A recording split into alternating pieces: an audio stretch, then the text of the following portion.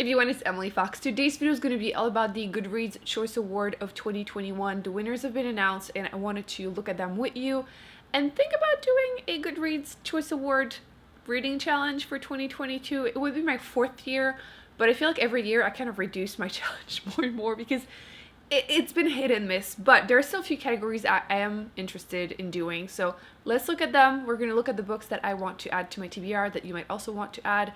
And also I'm open to any suggestions. So if I'm not mentioning some and you think that I would love them, let me know. Only you're the reason why I can feel those butterflies. I did do a video about my prediction, and for the best fiction category, I mentioned that the Sally Rooney book would win, and I was about it.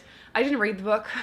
I'm just still bitter because I read Normal People and hated it, which doesn't seem to be the most popular opinion, I'm aware, but she won for best fiction, so it is what it is. I think it's going to be a category that I skip next year because every year I never end up finding a favorite in that category, so none of the books that I'm seeing right now seem that appealing to me except Clue Cuckoo Land by Anthony Doerr, which I might read that one, but I think it's the only one that seems appealing to me, so I think I'm just going to skip that category officially for my challenge. Best mystery thriller, it's kind of bittersweet because I'm just very, very happy that it wasn't Stephen King or The Maidens that won, even though they arrived in like 3rd and 2nd respectively position, but I'm just glad they didn't win. The Last Thing He Told Me is one of the books that are on my TBR. I do have actually a physical copy. I just didn't have time to get around to reading it this fall. I will be reading it next year, so definitely a category in general that I will be doing, although I will skip the 2 that I just mentioned. In 4th place was The Push, which was my vote. Not really surprising considering that it was a debut author first book that she published, so it would be something if she had won. And she's actually planning on coming out with a new book. It was first announced for next year, but it was pushed back to 2023, which I will be reading for sure. As far as the other nominees that I am interested in reading, I have read like 4 and I'm planning on reading 5 more. So I think it's going to be interesting whenever I do my award show next year to let you know which one should have won kind of thing, or if I agree with the winner. One that I do want to read is Apples Never Fall by Liane Moriarty. It would be my 4th book by her, but I DNF'd 2 of them. So I think this is going to be my last chance with her. Newest release, I just want to try it. Last chance though. Last chance for sure. Also, Rock, Paper, Scissors. I have read one book by the author. What was it? Sometimes I Lie. Which, it was one of those thrillers that I feel like there's too many twists, and like, I understand that like people want to be surprised, but eventually it felt like after 10 twists, it's like, yeah, I didn't see that one coming, but like at that point, it's not the same book. Like, no one can see that coming. So I was a little bit about her, but this one seems to be getting really, really good reviews so far, so I will be trying it. I'm excited. Razorblade Tears, also on my TBR, was actually already on the waiting list at the library, so I want to get to that one for sure next year. I have read Local Woman Missing. It was I did read We Begin at the End, which was great. On my TBR, I think I'm gonna have time to listen to that one as an audiobook this month, Not a Happy Family. So I will be able to let you know as soon as I'm done with it how I feel about it, but you know, one more to read for that challenge. I did read A Slow Fire Burning this month, actually, just skip it. And then Every Last Secret is another one that I wanted to get around to reading. So if there are any other ones that you've seen on that list and all the nominees, the 20 nominees that you think I should also add, let me know. But yes, like I said, I have read 4. And I'm hoping to read 5 more. Historical fiction, the winner was Malibu Rising, which no one's actually surprised because of the hype behind the author. Although in 2nd position was The Four Winds by Kristen Hanna, which could have definitely won too. I might read that one, but to be honest, I think that whole category I'm also going to skip. Not because I hate historical fiction, it's just that I'm trying to like reduce the amount of categories that I'm actually doing for this challenge. Otherwise, it's too many books. Like I read about 100, and if I choose 40 to read in that challenge, with all the challenges that you're going to see that I'm doing next year, you'll understand that I need to reduce it to like max 20, you know? Best fantasy, no one is surprised. Sarah J. Maas won. Okay. I'm not planning on reading that book, even though I have read the first 3 books in this series. I just thought it was a trilogy, so when I got to the 3rd book and I realized it was suffering very hard of a like middle book syndrome, I lost complete interest. Not that I was like that invested. So I understand the hype, but not for me, so I will not be reading this. And frankly, that was one of the categories I was shocked when I like was doing my predictions and my votes, because I haven't read any of the nominees. And like, I would consider myself a fantasy reader, but I have read none. And I have been wanting to focus on a lot of like older, not really, fantasy books, trying to get around to reading a bunch of the popular ones so I can let you know which ones I think are worth it. So that might have played a little bit into it. I'm still planning on doing that next year. So I don't know how many I will have a chance to read, but I would love to hear your thoughts because so far there are only like 3-4 that I'm interested. The first one was She Who Became the Sun, which was already on my TBR. Definitely want to get around to reading that one. One is like The Book of Magic by Alice Hoffman. I want to love her so much, but I feel like the more I read, the less I enjoy her books, but that's going to be my last chance. I like Modern Witches, I guess, like her book, Practical Magic, basically.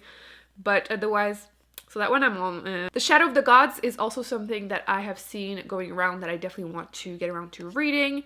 And then after reading like the summary of every single one of these books, the only other one that I really want to read is A Master of Jinn. That's it.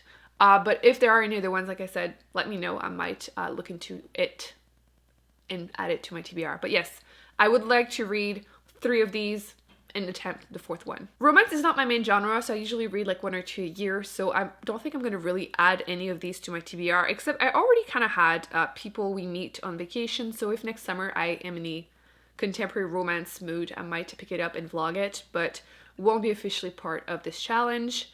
And then sci-fi, which is also one of my favorite categories. No one is surprised that Indeed We're One. I'll talk about that book in my end of the year series, but I understand why it won. I'm not mad about it. I'm a little disappointed that Becky Chambers didn't win, but like I'm not surprised. She's not as well known, so it is what it is. As far as the other ones on that list, the ones that have caught my attention, let me know if you have read them, if I should remove them from my TBR, or definitely should prioritize them. The first one is Light from Uncommon Stars, which I feel like a few people have mentioned it's a little bit like Becky Chambers, and it better be, otherwise I will be sad, but I'm adding that to my TBR. Shards of Earth, because Adrian Tchaikovsky, I have loved so far everything I've read by him, or at least liked it, and I just want to read more. He comes out with so many books, but that's his newest release, so I want to read it. I've also heard good things about Constance, which I believe it's about clones, so I'm always open to a good clone story. Horror was one of those genres that I've kind of given up on quite a bit, so I would love to hear your recommendations in general, but I think I'm going to be reading The Winner, The Final Girl support group. My Heart is a Chainsaw, which I feel like I've heard good reviews, so I might give that one a shot. And then The Book of Accidents by the same author that I read the book. I've read something else by him, and I couldn't finish it, but I want to give him a last chance. I don't know why I keep doing that, but I'm always hoping things will go well.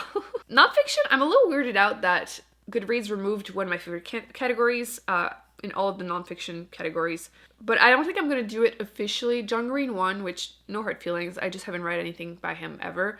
But in second position was a comfort book by Matt Haig that will definitely be something I will be reading. I don't know if it's going to really be part of this challenge though, so probably not doing that.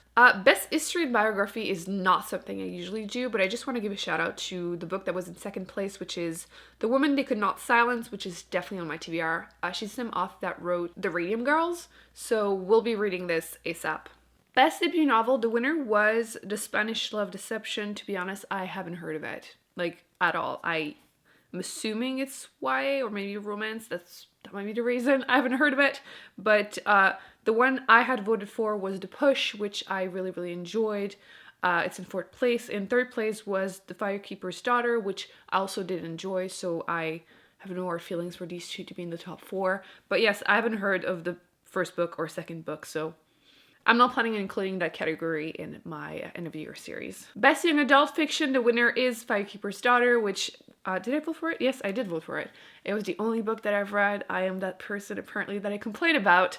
But yes, I did vote for that one. I'm not planning on including that category in my reading challenge. And then last but not least, we have Best Young Adult Fantasy and Sci-Fi. I hadn't read any, so obviously did not vote for any, but in first place was Rule of Wolves by Leigh Bardugo. And I'm curious because I have book 1 in this series. This is book 2, and I have yet to pick it up. It's supposed to be following one of my favorite characters, so I should be picking it up. I think it's because the TV show came out and there was so much hype that I kind of just forgot about continuing.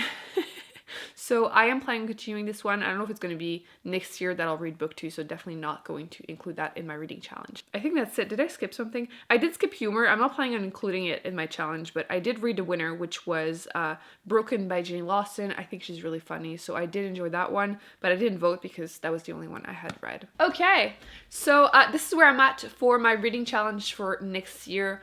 So I will be focusing on mystery thriller, fantasy, and sci-fi. If there are any books from these categories that I haven't mentioned that I was planning on reading, please let me know to, add them to my TBR, why you love them kind of thing. Are you planning on also trying this challenge? I feel like more and more I hear some of you in the comment section letting me know that you kind of are doing it for like a specific category, often mystery thrillers, and it's reassuring because some of you are telling me that you also struggle because like they're so hit and miss. Especially like the last 2 years, I feel like I've read so many not great ones that I'm surprised have been published. Not that I say that out loud, it sounds mean, but like it's true. But I'm hopeful because I feel like the ones that I have read from 2021 so far, some of them were so-so, but some of them were pretty good. So that's gonna be it for today's video. I hope you enjoyed it. Thumbs up, subscribe. I will be putting more videos on the screen so you can check them out. Don't forget that I'm posting a new video every 2 days. All month long, I will be posting actually my best, worst, most surprising, most disappointing books that I've read in 2021 very soon, so keep an eye out. Bye.